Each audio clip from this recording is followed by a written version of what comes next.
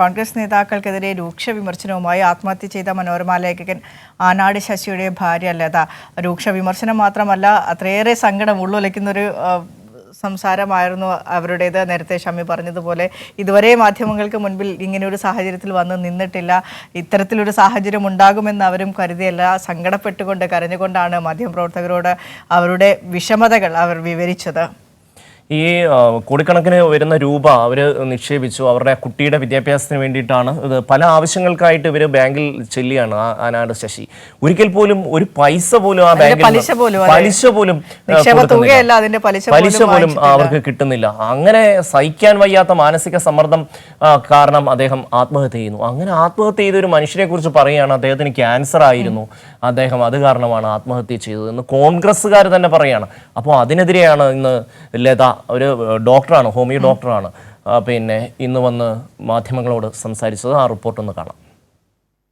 കോൺഗ്രസ് നിയന്ത്രണത്തിലുള്ള മുണ്ടേല രാജീവ് ഗാന്ധി സഹകരണ ബാങ്കിലെ നിക്ഷേപ തുക തിരികെ ലഭിക്കാത്തതിനാൽ കഴിഞ്ഞ ഓഗസ്റ്റ് മാസമാണ് കോൺഗ്രസ് അനുഭാവിയും മനോരമ പ്രാദേശിക ലേഖകനുമായ ആനാട് ശശി ആത്മഹത്യ ചെയ്തത്. പിന്നാലെ ശശിയുടെ സഹോദരൻ ജയചന്ദ്രനും ഇക്കാര്യം കൈരളി ന്യൂസിനോട് വെളിപ്പെടുത്തിയിരുന്നു. എന്നാൽ ഇക്കാര്യം മറച്ചുവെച്ച് ക്യാൻസർ കാരണമാണ് ശശി മരണപ്പെട്ടതെന്നാണ് ചിലർ വ്യാപകമായി പ്രചരിപ്പിച്ചത്. 50 വർഷത്തെ സമ്പാദ്യമാണ് മുൻ പ്രസിഡന്റ് മോഹനൻ നായരുടെ നിർബന്ധത്താൽ ബാങ്കിൽ നിക്ഷേപിച്ചത്. നിക്ഷേപ തുകയായ 1.62 കോടി രൂപ പൂർണ്ണമായും തിരികെ ലഭിക്കില്ലെന്നറിഞ്ഞുണ്ടായ മാനസിക സമ്മർദ്ദം കാരണമാണ് ശശി ആത്മഹത്യ ചെയ്തതെന്നും ഭാര്യ ലത വ്യക്തമാക്കി.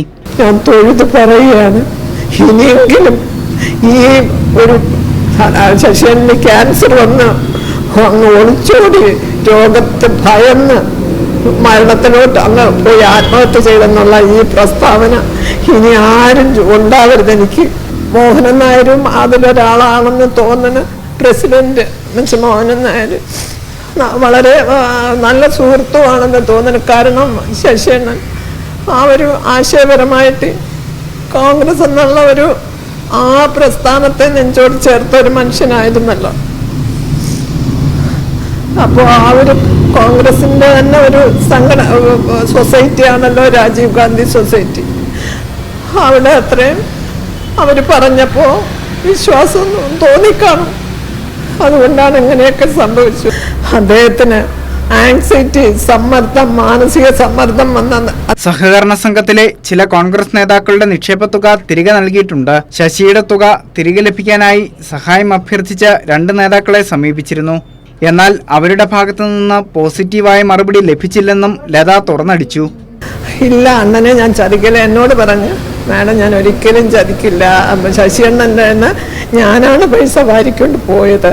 അണ്ണൻ അത് വിട്ടാ ചെയ്തിട്ട് ഞാൻ ഒരിക്കലും അത് ചെയ്യില്ലെന്ന്.